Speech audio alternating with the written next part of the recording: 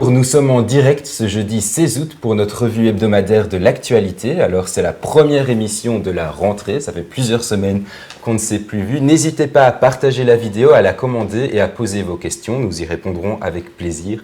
Michael Modric-Amen, bonjour. Bonjour Nicolas, heureux de vous retrouver après 15 jours, 3 semaines après seulement d'interruption. Je veux dire, comme il y a eu pas mal de choses qui se sont passées. Et effectivement, nous reprenons le collier avec une année qui va être fondamentale. On est parti pour les élections communales et provinciales dans 2 mois.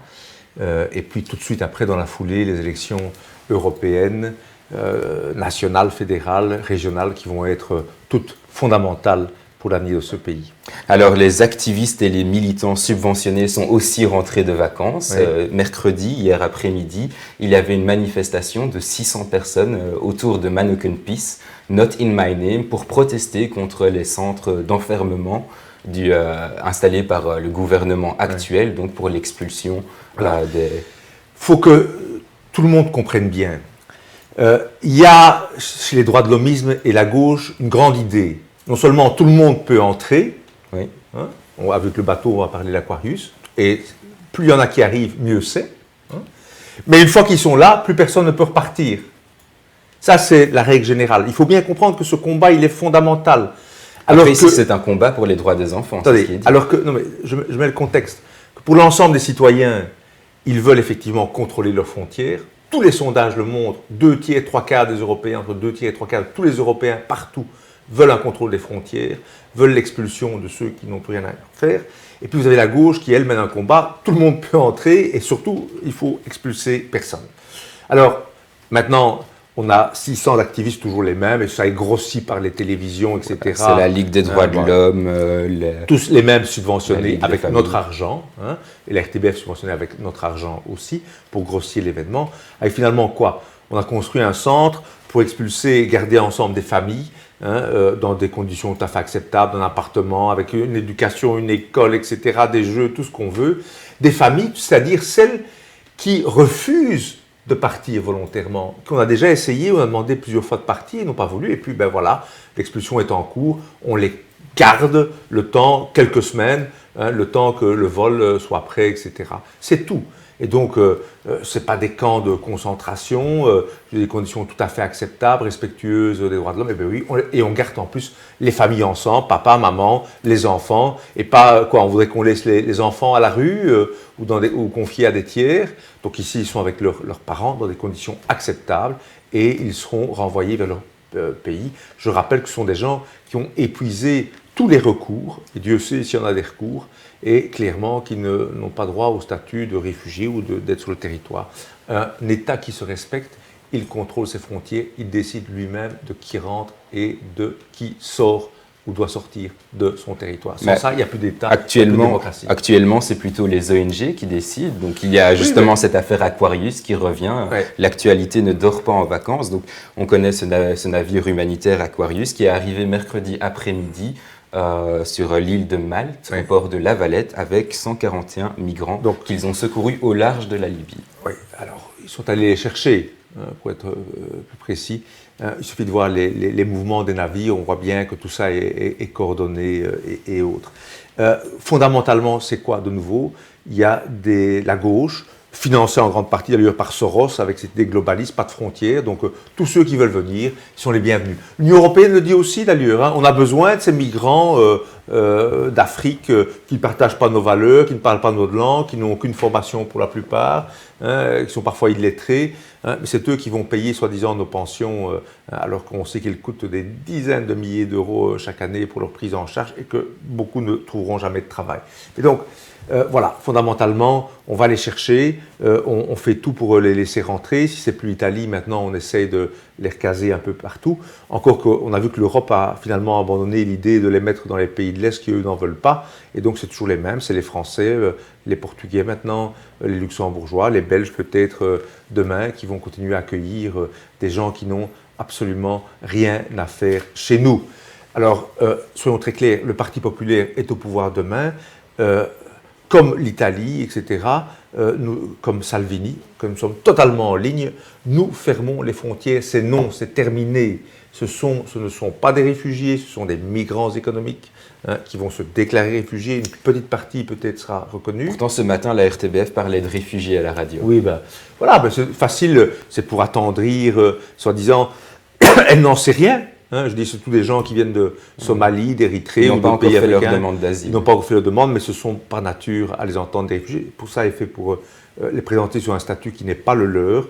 Donc avec nous, ça ne marchera pas. Nous sommes pour le pushback, pour le renvoi systématique de ces migrants de l'autre côté, et pour accueillir éventuellement quelques vrais réfugiés, petite minorité, dans le cadre des hotspots, c'est-à-dire ceux qui sont vraiment en danger de mort, qui sont vraiment persécutés pour des raisons politiques. Mais croyez-moi, c'est une toute petite minorité. La plupart, ce sont des migrants économiques qui veulent une autre vie, mais qui, a priori, n'ont rien à faire en Europe. On a déjà suffisamment de difficultés et suffisamment d'argent. Il faudrait investir.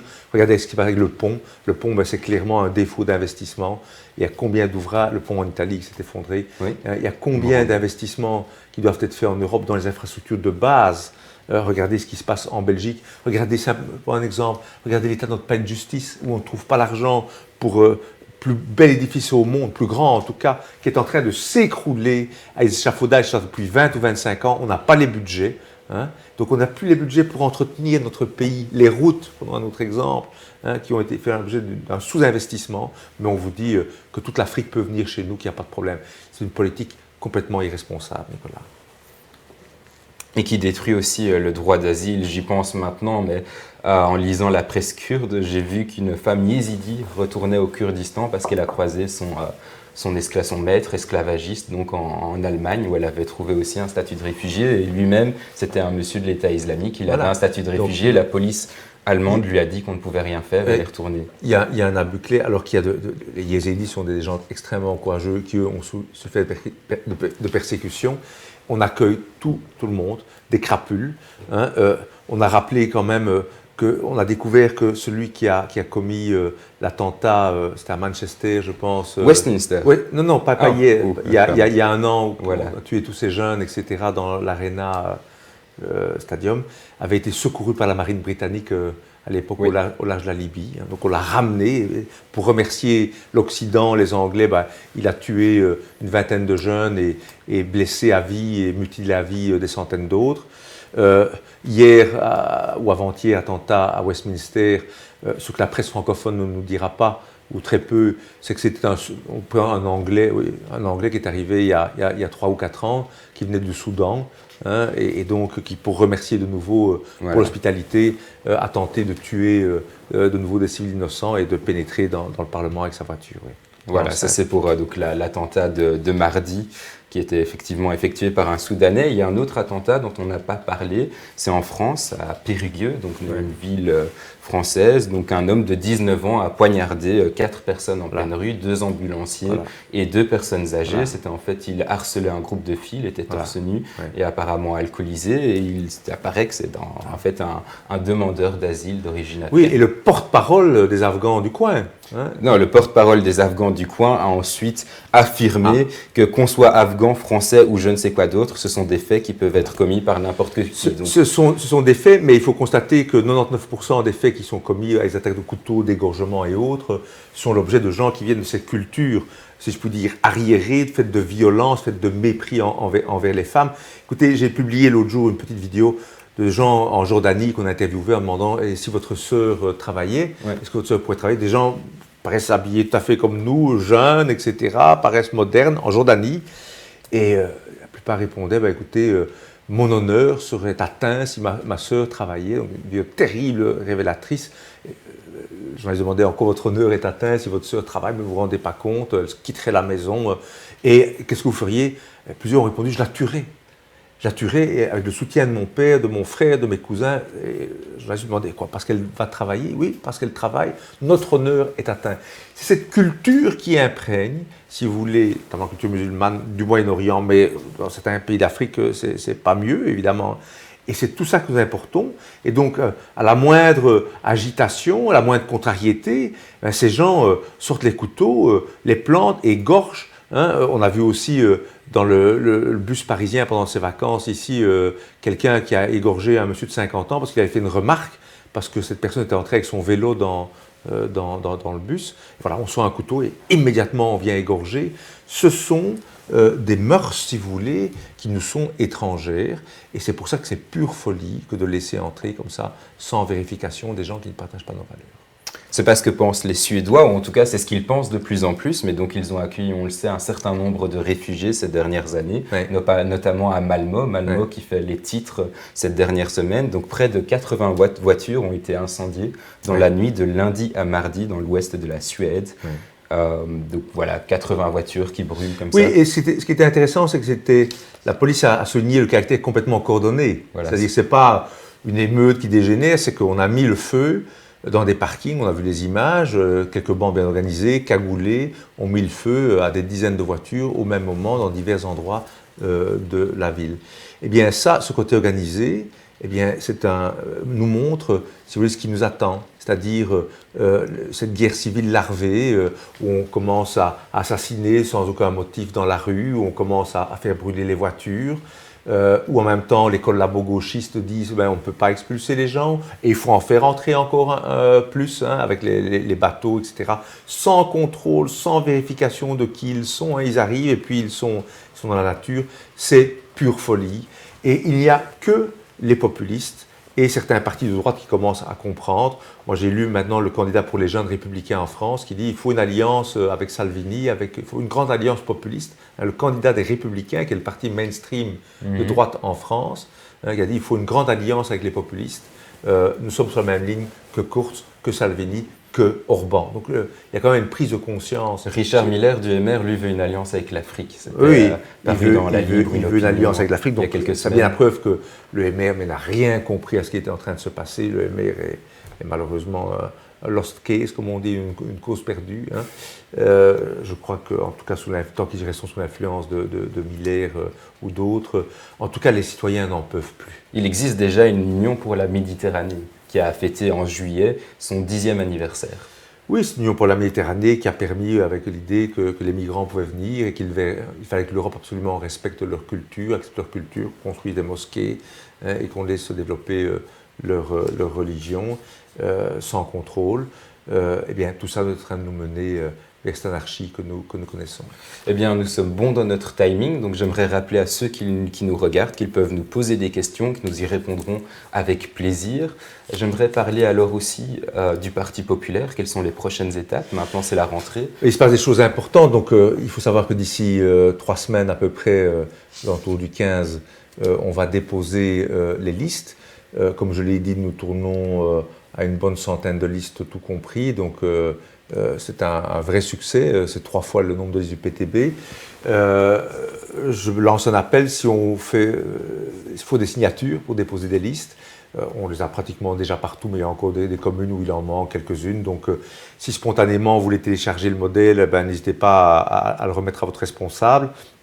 Ça n'engage à rien, et avec ça, c'est juste pour pouvoir permettre de déposer nos listes.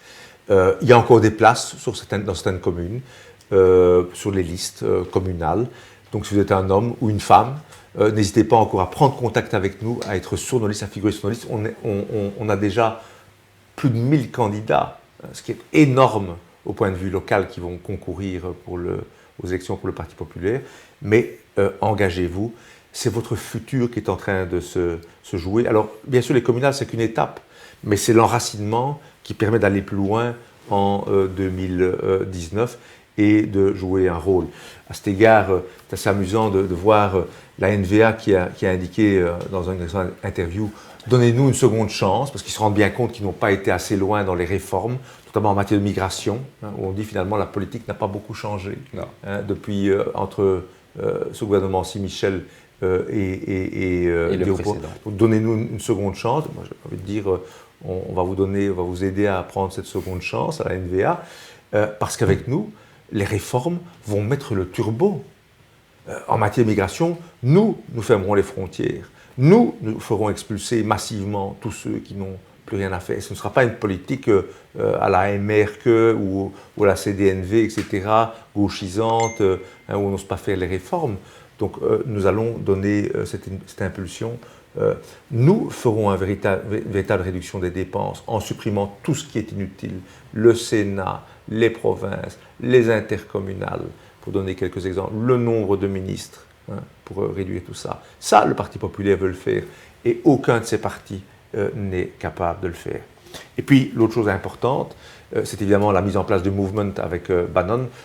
Pas des choses extraordinaires, vous l'avez vu, je suis en train de donner des interviews à monde entier, les Japonais, la BBC, le New York Times.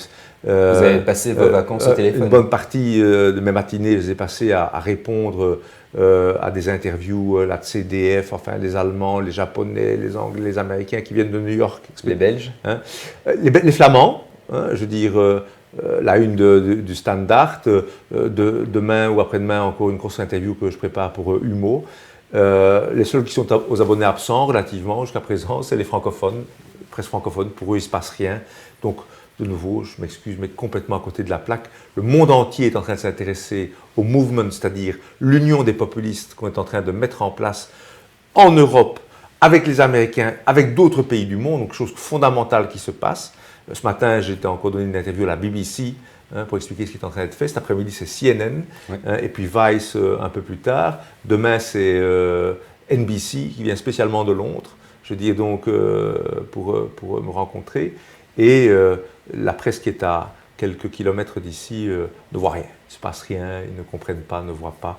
Donc, je dis toujours, ce n'est pas par rapport à moi, mais c'est symptomatique. Si la presse ne fait pas son travail, c'est le blocage. On continue toujours avec les mêmes, ce consensus wallon, etc., qui nous mène droit dans le mur, qui fait qu'on a les plus hauts impôts au monde et un service public très déficient. La justice ne fonctionne plus, que l'enseignement est en dessous de tout, que les routes sont dégradées, que la mobilité, ça ne va pas. Et donc, moi, je répète aussi aux Wallons, et bruxellois, c'est maintenant que vous vous mobilisez. Si vous ne vous mobilisez pas pour un parti de changement comme le nôtre, comme le Parti populaire, si vous ne venez pas sur nos listes, si vous ne vous mobilisez pas pour voter pour nous, vous n'avez qu'à vous en prendre à vous-même. Demain, il ne faut pas venir pleurer que tous ces problèmes se passent et que nous sommes en train d'être déclassés comme région et que Bruxelles est dans l'état dans lequel elle se trouve. Je veux dire, il faut s'en prendre qu'aux citoyens s'ils ne sont pas prêts à saisir la main qui est tendue pour mener les réformes qui s'imposent. Eh bien, il nous reste 2 minutes et nous avons une question de Philippe Fontès. Vous faites partie de cette politique migratoire. Que comptez-vous faire contre cela, vu que vous êtes impliqué aussi? Alors, je pense qu'il y a des choses à dissiper, un malentendu, parce que nous ne faisons pas partie du gouvernement. Attendez, nous sommes dans l'opposition. Nous sommes le seul parti qui, au contraire, dit qu'il faut fermer les frontières, il faut renvoyer toute une série de gens, c'est-à-dire d'abord les prêcheurs de haine, les djihadistes, les returnees, les délinquants, et puis tous ceux qui sont venus ici depuis 5-10 ans et qui n'ont jamais contribué, qui n'ont été qu'à charge de la sécurité sociale belge, tous ceux-là, à terme, doivent quitter aussi le territoire. Ça, c'est notre politique. C'est la politique en ligne avec les Salvini et autres, qui n'a rien à voir avec la politique de ce gouvernement. Je pense que la NVA voudrait appliquer une politique similaire à la nôtre, mais ils sont bloqués parce qu'ils ont des partenaires déficients, le MR, le CDNV, peut-être même l'OpenVLD qui n'est pas terrible. Je crois que s'il y avait une coalition demain NVA-PP, exclusivement NVA-PP, on verrait une différence, mais radicalement fondamentale, entre ce qu'était le pays avant et ce que sera le pays après. Ouais, je pense que c'était bien de dire qu'on n'est pas impliqué dans ce gouvernement. Au contraire. Alors, nous avons une dernière question. C'est bien joli, mais en matière sociale, quel est votre programme? Je pense que nous sommes un vrai parti. D'abord, en matière sociale, qu'est-ce qu'on veut? On veut d'abord, c'est quoi le social?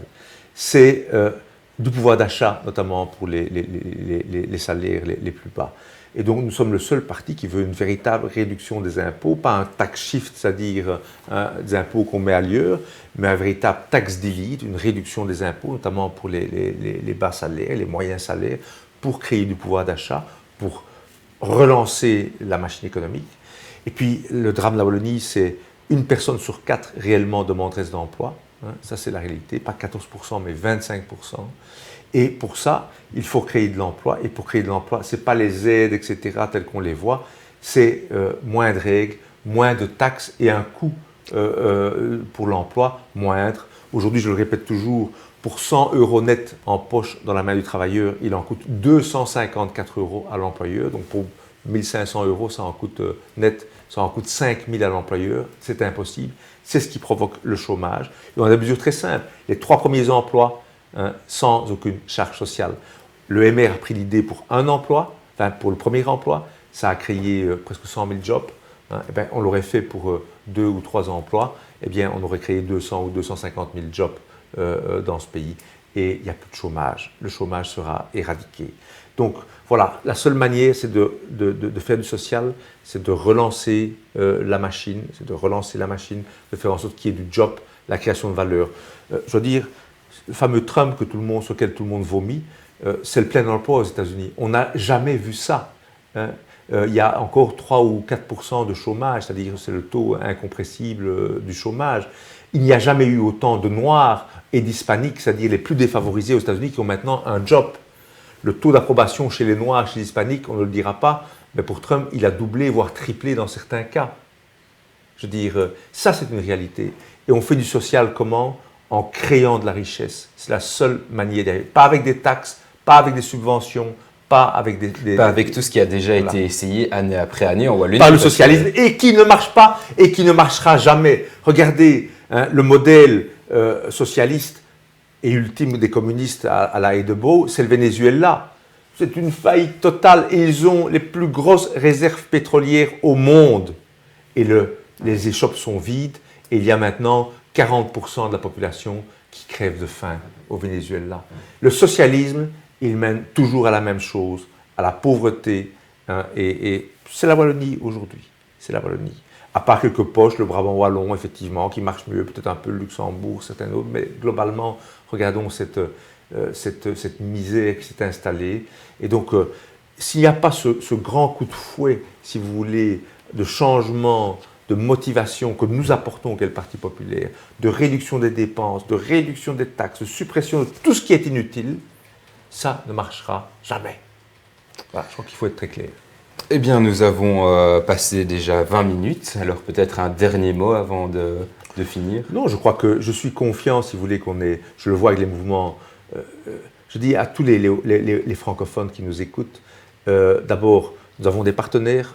En Flandre, il y a certainement la NVA qui veut mener, et la NVA sait que nous sommes son partenaire idéal. Ils doivent se contenter du MR pour l'instant, parce qu'ils ont plus de députés, mais ça peut changer. Et donc, on peut vraiment mettre le turbo dans les réformes nécessaires dans ce pays. La NVA veut le faire, grande partie, et elle est paralysée pour le faire. Donc, nous pouvons le faire avec elle, premièrement. Et deux, je vois au niveau mondial, tous ceux qui suivent et qui pensent que la politique d'un Salvini est la bonne, en Italie, en fermant les ports, etc., en parlant un langage de vérité, en disant, sans tenir compte du politiquement correct, un langage de vérité par rapport à tous les problèmes qui nous accablent, l'islam radical, l'immigration, la corruption là où elle est, eh bien, il n'y a qu'un seul mouvement qui s'inscrit là-dedans en Wallonie, qui est structuré, qui veut changer les choses, c'est le nôtre. Voilà. Eh bien, sur ces bonnes paroles, alors nous allons finir. Oui, en disant aux gens, partagez cette vidéo quand elle sera sur Facebook, partagez-la sur YouTube. Certaines de nos vidéos sont en train de monter de manière incroyable. J'ai vu celle du 23 mai, notre dialogue, presque 750 000 vues sur YouTube, c'est énorme. Celle l'avant-dernière, on approche des 300 000 vues rien que sur YouTube. Donc il y a une grande demande pour cette parole alternative.